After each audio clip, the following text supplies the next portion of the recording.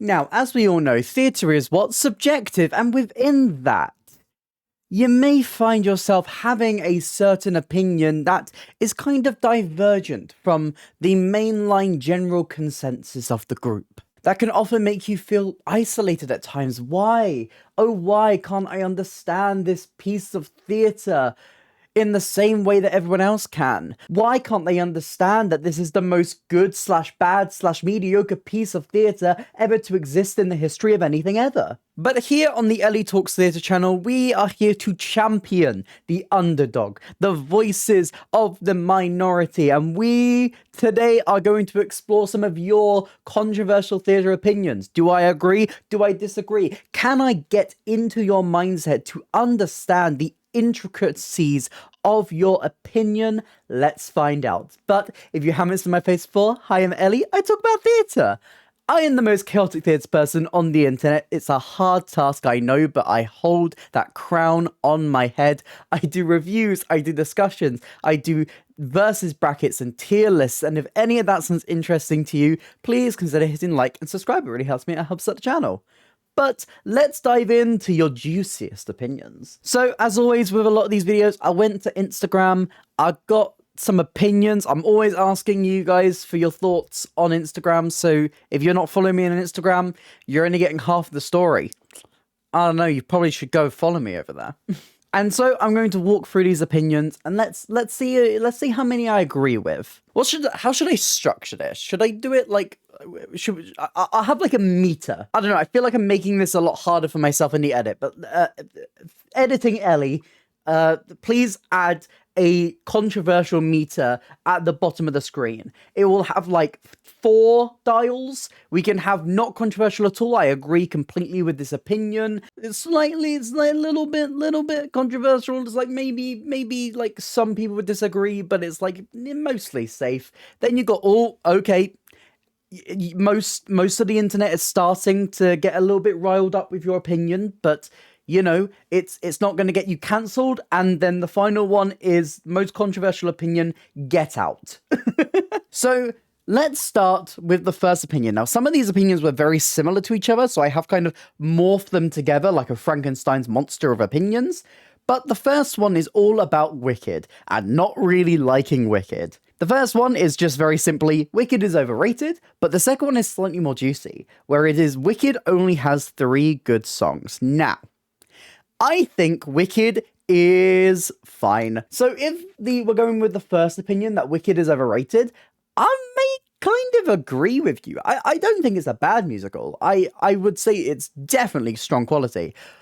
But I don't think I agree with the second one, because I think one of Wicked's strengths is its music. Like the story, I can take it or leave it. I think the more you kind of appreciate Wicked for the fact that it is literally just a roommate AU fanfiction, the more you can kind of like be like, okay, we can treat this as it is. It's like kitschy, a little bit campy, goes dark quite successfully in Act 2, like manages to thread together this story with Wizard of Oz fairly well, but like I don't think I'm like head over heels in love with the show. But this is a show I haven't revisited in a very long time. I was going to, and then I forgot to book new tickets to go and see it. So I probably should do that at some point. But I think I'm going to walk through the second opinion. Wicked only having 3 good songs, because I feel like I can name enough songs that I like in Wicked. So there's obviously a couple that aren't great, like Wonderful's very mid, March of the Witch Hunters exists. But I mean, for good songs, I mean, Wizard and I, popular, What Is This Feeling, low-key stuff. Even like when I was in my adamant I don't like Wicked phase, I still could not deny the absolute sincerity of that bop. So I'm already at 3. And then No Good Deed is really great. Defying Gravity is really, really good. Like, there's certainly more than 3. I think Steven Schwartz's score on Wicked is one of my favourite parts of Wicked. And I think a lot of these songs may be a little bit more overplayed, but I think that is more so because they are good. So, where would I rank this? The first one, Wicked being overrated, probably goes into, like, number 2 for me personally. It's like, it's maybe the tiniest bit, but I would generally agree. For most people, it may lean more into the 3 of it all, but for Wicked only having 3 good songs, I think that's got to go to disagree. That's got to go into the disagree. Hard disagree. Cancelled, maybe. Cancelled, I don't know. Next up, we've got another one based on one singular show, and we have 2 opinions to back this one up too. The first one, very similar to the first Wicked one, is just someone saying, I can't stand Heathers. Fair enough. But the second one, oh, they took their gloves off. I'm keeping this anonymous, but oh, they did not hold back. Heather's closing at the Other Palace was the best thing to happen to the UK theatre scene. Ow! You went right for the jugular, Jesus. I think the first one is very subjective. You're not going into any reasons why you don't like this, so like it's hard to argue against it because it's a very like bare bones opinion. If you were like, I can't stand Heathers because of the themes, I can't stand Heathers because of the music, there's something more to latch onto there for me to like actually stand a strong stance and disagree. Because I mean, I generally enjoy Heathers. I think I have a soft spot for Heathers. I think I treat it better than it actually is. Mainly because I do have a lot of nostalgia for Heathers. It was one of the first musicals that I really got into, like when I was in like secondary school and starting to really find my own musicals and like try and seek out different shows. Like it was my first step into the full-on deep dive that eventually landed me this entire YouTube channel. Hello, I'm Ellie. And I talk about theatre. But, oh, that second one, that's juicy and we can get into that. I think the problem here, and why I may actually kind of agree, is that there is a problem with London theatre at the moment. And it's not just Heathers that has experienced this, it's a lot of really popular smaller shows. The problem is this. Right now, with a lot of the theatres that we have in London, we have off West End, your Southwark Playhouse, your Other Palace. You have these really cool spaces that are really small and perfect for short runs of new plays and new musicals. Southwark Playhouse is constantly pushing the boat out on what they can do. They have their new space in Elephant, but nothing can really sit down there. It's a great stepping stone. That's what this space really is. It's a way to test the waters, it's a way to get a show on its feet, play around with it, bring it back for new audiences. It's the way up. The Other Palace being a little bit bigger serves a similar function now that Heathers has left, and I think that is generally a good thing. Since Heathers closed, we have had loads of different shows at the Other Palace. Obviously, we've had things like Mischief Movie Night, less something that's being worked on, but a show that's perfect for that space. Then Fantastically Great Women Who Changed the World was able to come into there. A show that had been touring for a long time, built up kind of a cult following through that tour, was able to have a space to play in.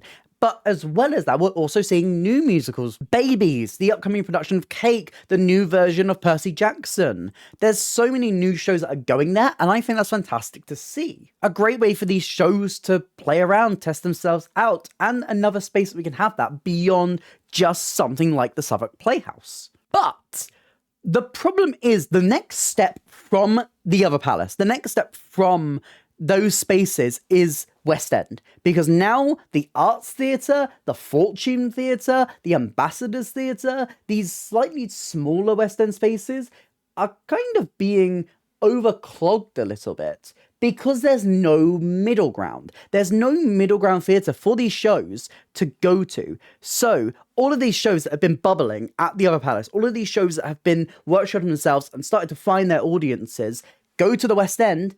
And then if they get popular, they have nowhere to go. Because if you stay in those theatres, if you stay at the Arts, if you stay at the Ambassadors, if you stay at the Fortune, then these shows that are bubbling up, the ones that come afterwards, have nowhere to go. I don't know if the person who submits this agrees with me. The problem is not Heathers. The problem is the theatre spaces. Things like Choir of Man, Operation Mincemeat. These shows find their audience.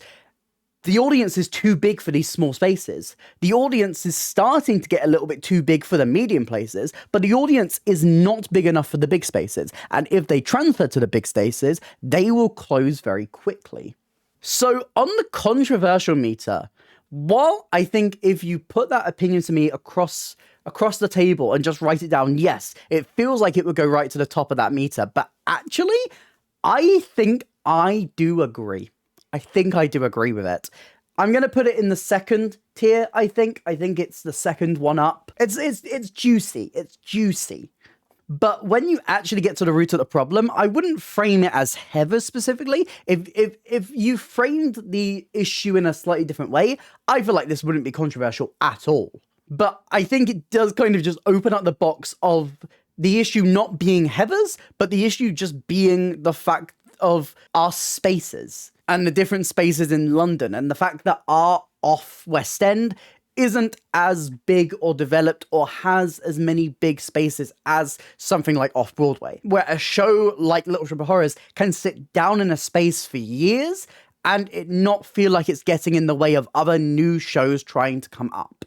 Now, I spent so long on that, let's move quickly on to the next one. Les Mis and Phantom have been around too long. We are once again back on the problem of shows taking up space. Now, the issue of shows overstaying their welcome or sitting down in London and playing there for decades upon decades upon decades is something that's coming up more and more now as we're seeing more and more shows kind of sit there forever.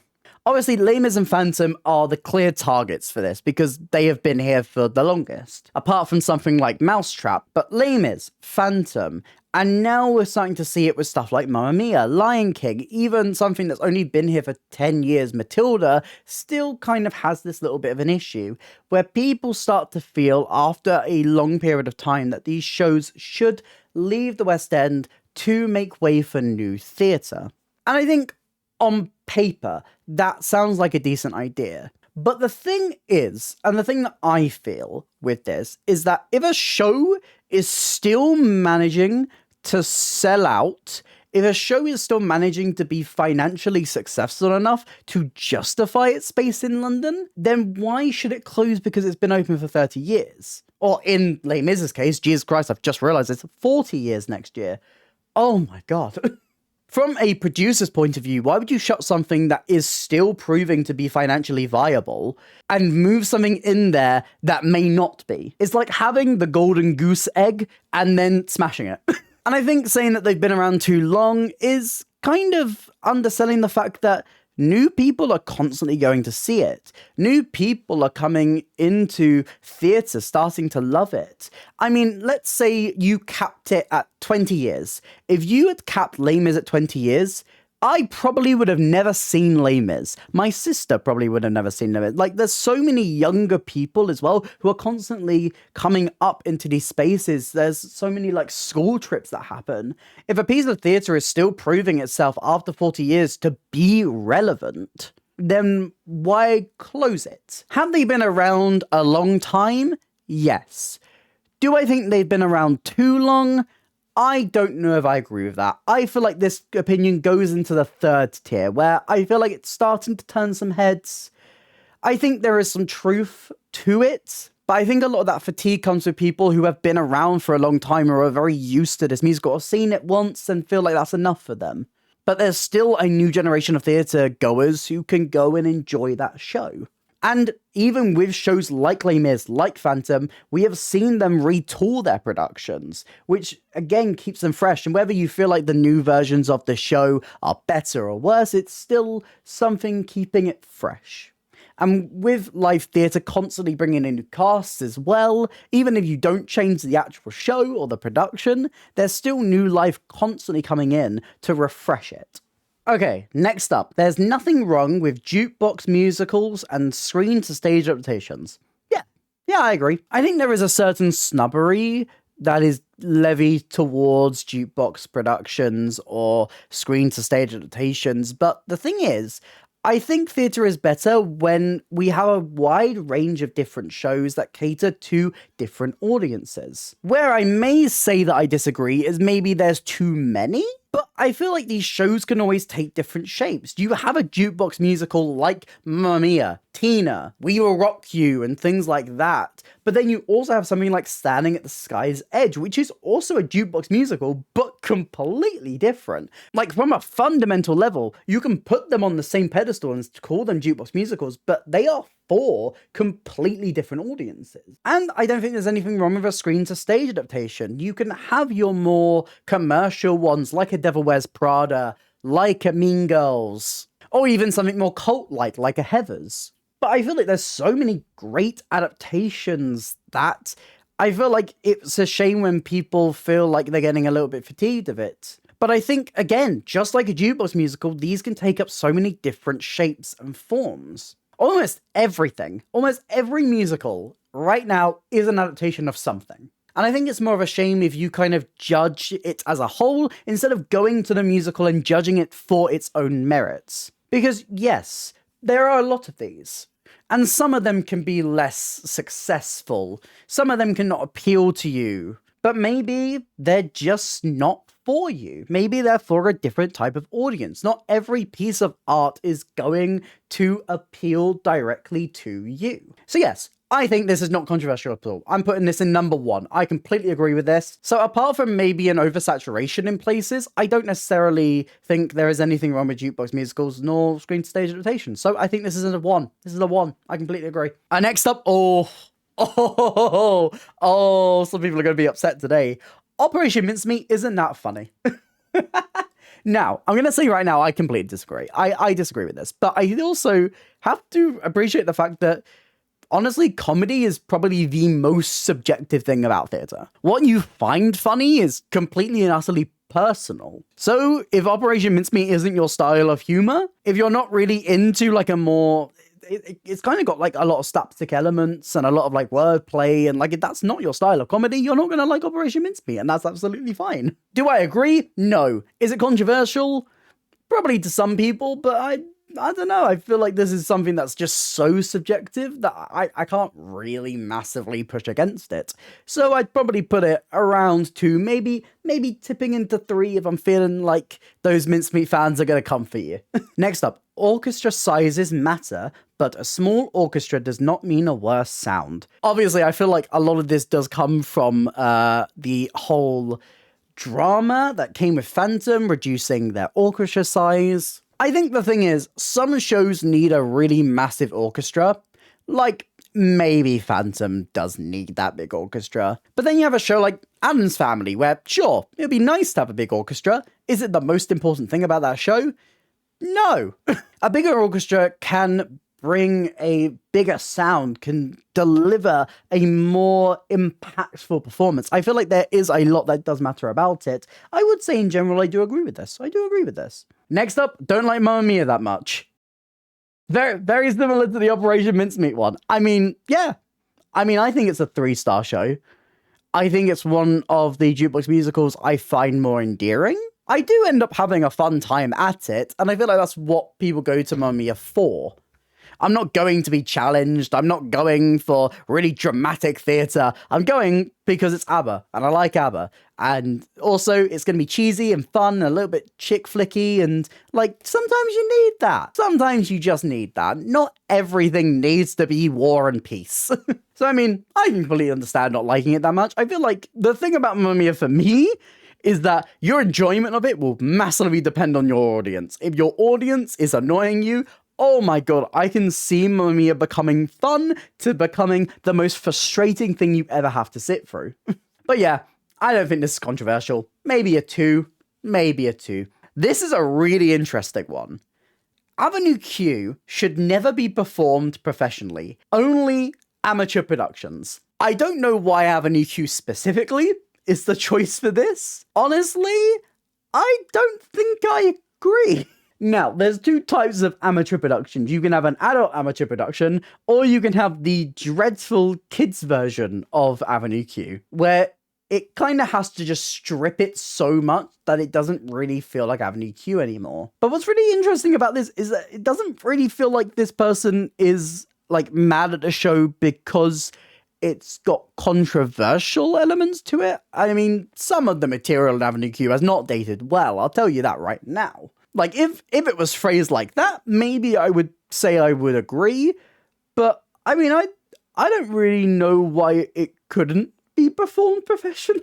So I feel like I'm going to land this one in more controversial.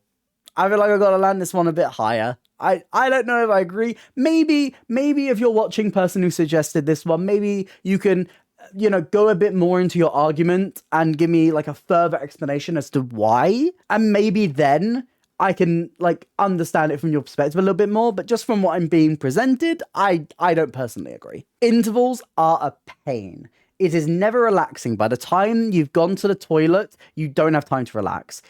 Interesting. I always say intervals, they fly by. They go like that. But I think a lot of shows need an interval. If there was not an interval in Kiss Me Kate, I feel like I would have cried. That show is 2 hours 40. I need the breather. Come on.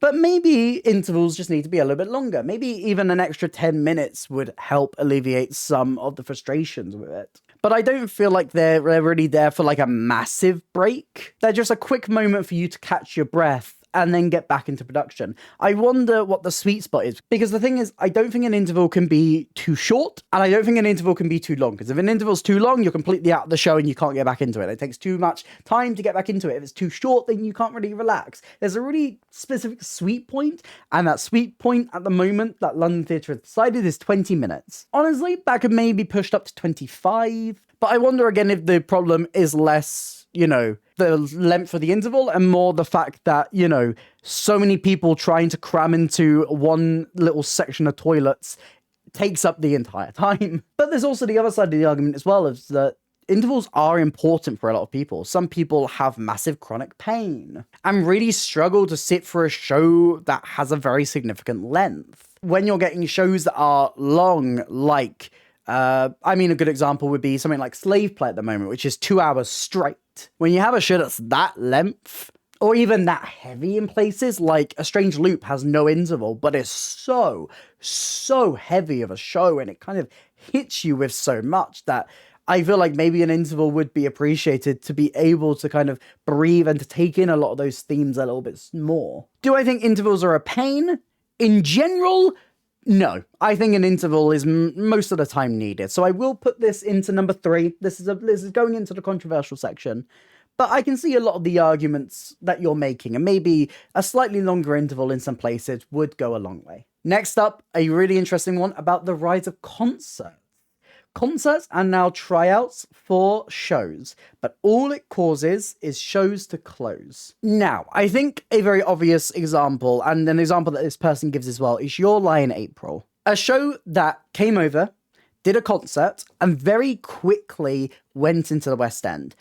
The thing is, I think a concert can be good to bring awareness. I think the best thing to do with a concert is to get a big name, a person who is perfect for the lead role, but could never play it in any other production, maybe because of age, maybe because of availability.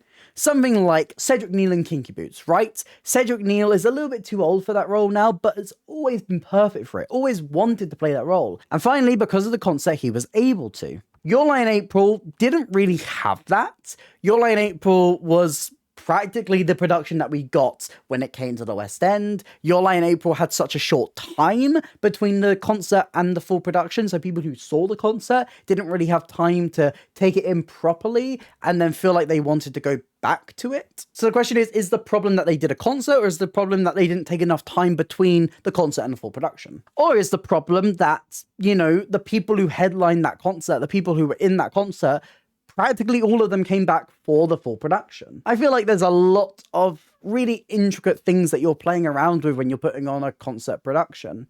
I feel like the concerts actually do tend to work better when they're not really a proof of concept. Something like the Oklahoma, Pippin. Like, they feel like shows that deserve to be put on as a concert, as a celebration, a one-night celebration of that material, instead of a full-blown thing. But then again, there are examples of this where it has played the other way around.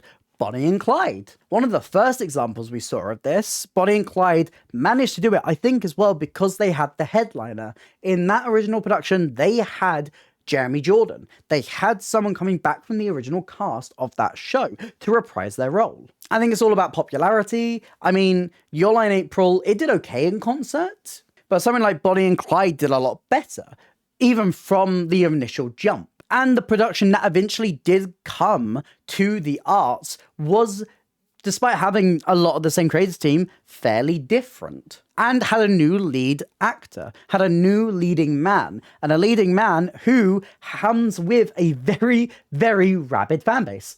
So, do I agree? Yeah, I do. I feel like I put this in number 2 as well. It's a little bit, I can see some arguments against it, and I feel like it's a lot more nuanced than just saying that concerts lead shows to close. I think they can be very good, and I think it's one new way to kind of get the word out about your show. But I think there are very clear examples where, doing a concert and then going into the full production too quickly did lead to it not doing as well, or has ended with productions trying the concert and the concert not doing well and not being able to get off the ground. Whereas if they had tried a different route, if they had gone down more of, say, trying it like an Operation Mincemeat, doing the off-West End circuit, slowly building up that audience, instead of trying to do that all on one night with a big star, may seem easier, but could possibly be harder to do and maybe could be detrimental. It's complicated, but in general, I would maybe agree. Next up, 6 is not a musical. It's a concept album. No, I'm sorry. No, I think in the format that 6 is playing right now at the Vaudeville, it's a musical. Is it closer to a concept album than, say, Les Mis is? Sure. Is the original cast album a concept album? Yes. Is the show in the state it is in right now a concept album? No, I just straight up disagree. I think a musical can be a lot of different things and can take a lot of different shapes, and 6 is just a very different shape of a musical. I don't think that makes it any less of a musical, though. I think that this is a controversial opinion. I'm going to put this in number 4. I just completely disagree with this. I think it has evolved from its fringe status, from its concept album. I think there's enough to it now that it does deserve the title of musical, even if it treads that line a bit more than your more traditional big scale West End musical. Most musical to movies are bad. There's certainly great examples. Chicago, Hairspray's pretty good. In the Heights, I really liked. Matilda does it really well. There's great musical to movies, but I feel like it's harder to get them right. It's very hard to get them right. And there's 2 criteria that I always live by, which is you need to stylize and you need to adapt. You need to recreate a lot of that suspension of disbelief that's naturally found on stage in a film, and there's certain musicals that just really struggle to do that, like Les Mis just is this really natural gritty show that's completely sung through, and that's okay on stage because you have a natural suspension of disbelief. But the second you try and make that into a dark, watered down, stripped back film, doesn't translate. And you also need to adapt as well. So you need to cut things, you need to play around with the material. You can't just take the original script and put it on screen. That won't work. It's made for a different audience. It's made for a different format. These are 2 art forms that share a lot of similarities, but they are extremely different. Would I say most are bad? Maybe not bad, but maybe miss the mark in certain ways, or don't live up to the initial musical. So I'm going to say that's not really controversial. The next up, front row seats aren't good. Yeah, I used to be a front row girly, okay? I used to be like, I'm there. And what I think front row is great for is, really immersing yourself with the show. If you've seen the show before and you really love it, I think front row is a great experience. Do not sit in front row if you're seeing a show for the first time, because you don't know how high that stage is. I mean, if it's anything like the Phoenix and Come From Away, oh my God, that stage was high. But talking about the same theatre, there's also shows where you get a very different experience on the front row, like Stranger Things, a show that I didn't really love, but the fact of the matter is, actually, they did a lot of things on that front row that made it feel more immersive. A front row is great if you've seen the show before. Are they not great? Yeah, I kind of agree. I feel like being more central stalls or being up in the dress circle can often give you a better overview of the entire stage. So yeah, gonna put it really low. not really controversial. Next up, celebrity casting, when done right, is the best way to introduce a new show. Interesting. I do tend to agree. I don't even necessarily think that is just exclusive to new shows as well. I think reintroducing a show to audiences with a celebrity cast can be really good. And I mean, a lot of celebrities are just good at musical theatre. Amber Davies, she studied musical theatre. She is a celebrity in her own right. And a lot of people thought that was a stunt cast when she was initially cast in things like Bring It On, 9 to 5, and now Pretty Woman. But she is trained in musical theatre. She's a fantastic musical theatre performer. She's a celebrity cast for sure, but she's a great choice. Then you have something like Kiss Me Kate, which has a big celebrity cast in Adrian Dunbar, but they're not a trained musical theatre performer. And they're being pushed to lead a show, and he struggles because of that. Especially when the rest of the cast of that show have all led a musical in their own right. I think celebrity casting can do really well. It's great for a poster, it's great for marketing, it's great to get people in. Something like Imelda Staunton. So many people would not bother with a show like Hello Dolly if it was not Imelda Staunton's name on the front of that poster. And again, she is a fantastic musical theatre performer. Nicole Scherzinger, Sunset Boulevard. She is someone who seems like a very odd choice, but she fits that role very well. And more so, she fits that production of the show and the way that Jamie Lloyd wanted to take it. So yeah, I agree. I do honestly agree. I think the caveat is when done right. I mean, when anything is done right, it's done right. Yeah?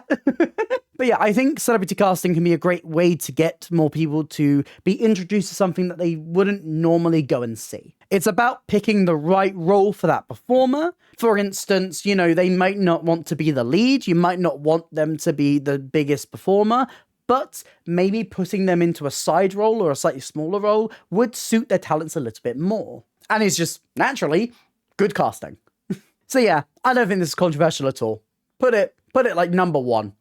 It's not controversial. I don't think it's controversial at all. Next up, Jamie Lloyd's style never complemented any of the shows he's done. The question is, how many shows have you seen Jamie Lloyd direct? I think a lot of people kind of forget that Jamie Lloyd is a very, very well-established director who has not just done stripped back theatre. Obviously, at the moment, this is the style that he is leaning into the most. Things like The Effect, things like Sunset Boulevard, Romeo and Juliet, even going back a little bit more to Betrayal that he did at Harold Pinter. He is known for stripping things back a lot. And I feel like, I disagree. I feel like it actually does work in places. I really liked it in Sunset Boulevard. That is a show that I was watching it and thinking, I don't really like this material, but I like this new way of looking at it.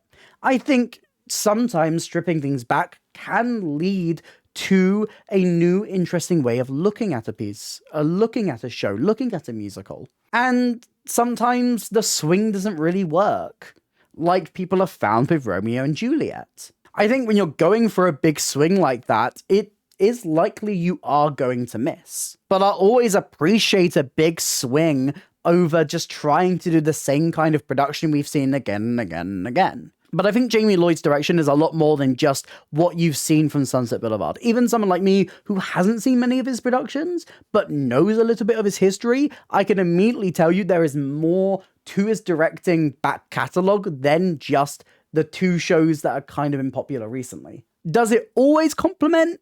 No. Has it never complemented? Absolutely not. There are definitely certain elements of shows that he's done where minimalism can help. So yeah, I feel like this one leans more towards controversial for me. I'm leaning more towards controversial. Yeah, I'm feeling it. Watching a bootleg is very different to seeing a show live. Yep, I've got nothing to add. Yeah, I think watching a bootleg can help you maybe understand if you're going to like a show more. Similar to, you know, listening to a cast album, but nothing really replaces that experience of sitting in that theatre live. Even when something is shot professionally, like a pro shot, like even that doesn't really replace the experience for me. So why would, you know, Into the Woods starring Bernadette Peters filmed on an old camcorder, why would that replace it? I don't think this is controversial at all. I feel like bootlegs do hold a certain weight. They can help, definitely. Obviously, they are a more controversial thing in general, and I don't really condone filming bootlegs, but I have definitely watched bootlegs. They're great to preserve a show as well, but they will never replace. They will never ever replace sitting in that theatre live to watch a show. Not controversial. Not controversial at all. Next up, Charlie and the Chocolate Factory musical is good, and the decision to cast adults as kids was not bad. Okay, I mean, look, I'm the Charlie and the Chocolate Factory girl. A lot of people were introduced to my channel because of my What's the Difference video on Charlie and the Chocolate Factory, so I've spoken a lot about this show. I think the West End version is still just by and far the best one. And I think casting adults is a decision that I didn't really like. I didn't like it on Broadway, and I was only really more soft on it in the touring version because there was a lot of trans representation in that cast. You put your bias on the table, and I like seeing trans people slay, okay? My opinion since making like my initial review on that Charlie Factory video and really thinking more about it and kind of removing my nostalgia goggles for that original production, I was kind of like, yeah, this UK tour is not good either. But I think the initial production was good, mainly for a lot of its spectacle and its staging. I think there is good material in there. And obviously a lot of the stuff that they do take from the film is just naturally good as well.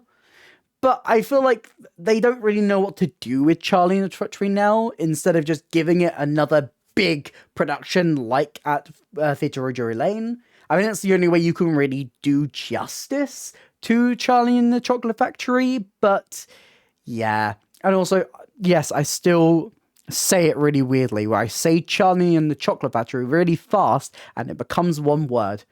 Charlie and the Chocolate Factory. Some things never change. Is this controversial? Yeah, a little bit. I don't like casting the adults. I don't like it. I understand why they did it, especially with how gruesome they go with the endings for the kids in the Broadway version. But yeah, I feel like it does generally work better when you cast kids as the kids. All right. We're going to do a couple quick fire ones, and then we're going to get to the last opinion of this video. Quickly, the Cats film is not actually that bad. That's controversial.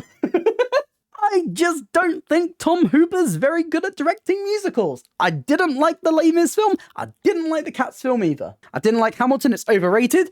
Fair enough. Now, this person specifies that they saw the original cast of Hamilton and were not impressed. And, you know, I feel like that is more controversial. But I feel like some of the staging of Hamilton is, you know, I think it's definitely aged, even in the short period of time that Hamilton has been around for. I say short. I mean, we are coming up to almost a decade of Hamilton, which is weird to think about. Oh my god, Hamilton is almost a decade old. But I think the actual material of the show is just phenomenal, so I would disagree. Schmigadoon should go on tour. I think it's going to be difficult to adapt Schmigadoon to the stage, especially because you can't really go into season 2. You kind of have to do season 1 or continue the story, and that's going to be a little bit weird to do if people haven't seen it and going into it for the first time. I think naturally, musical sequels kind of struggle unless they are really standalone. Because it's not like a film where you can just pop in a DVD and you're watching the first film and, oh my god, DVD. Oh my god, how old am I? Where you can pop it on a streaming service and watch it. It's less accessible, especially if you're running a show in the West End. It closes and then 5 years later a sequel comes out. You can't go and see the older one. It's closed. It's gone. Sorry. And with so many limited spaces in theatre, it's kind of hard to justify having the original and the sequel. So trying to adapt a TV show, you kind of have to go with the initial season. So very much my opinion on this will depend on whether the initial one is good. The production they're doing at Kennedy Center, which they are putting Schmigadoon onto stage. They're going to have to take a very different shape to the TV show. Trying to condense 6 episodes of TV into 2 hours, that's quite a feat. And finally, we have a really long one to end us out on, but let's get to it. Some people complain about high ticket prices, but I think a lot of them forget that not every show you see has to be big budget West End or touring. Many of the best shows I've seen have been for less than £15 in some small theatre or are on at the Fringe. West End shows are great, but smaller shows are just as good, if not more meaningful, free from needing the wide appeal of the West End, and a lot are cheaper to go and see. Massively agree. Yeah. I think it's hard because commercial theatre is obviously the one that appeals the most. and obviously has a bit more budget to have more marketing, to have more of a stance. But you can also see a more commercial show strip itself back. Something like Lord of the Rings, you had the massive production of that at Theatre Row Drury Lane, which felt more commercial, and then you had the Watermill production, which felt like it was really stripping it back, really trying to play small scale, and managed to be successful in doing that. There are spaces beyond the West End. There's also ways that you can see shows that are of West End quality in touring houses, in places across the UK, for a much cheaper fee than a West End theatre. And there might be a show that's really, really good. There might be a show that's fantastic, but just would not work in the West End. Just wouldn't work on Broadway. Just wouldn't work in these massive spaces.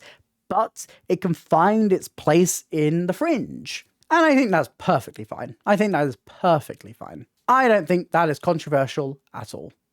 So that is it. That's your controversial opinions. What are some of your controversial theatre opinions? I'll reply to some more in the comments. Maybe I'll do a sequel to this. Tell me if you want to see more. I'll do more. I'll chill out. Give me more opinions. I'll react to more. I'll do it. Let me know all your thoughts in the comments down below. If you did enjoy this video, please consider hitting like and subscribe. It really helps me out the channel. Here's some links to some other videos on the screen right now and a link to my Instagram if you would like to drop me a follow over there. I also have other links to other socials and a merch store in the description down below. But that is it for me today, and I hope to see you next time. Bye.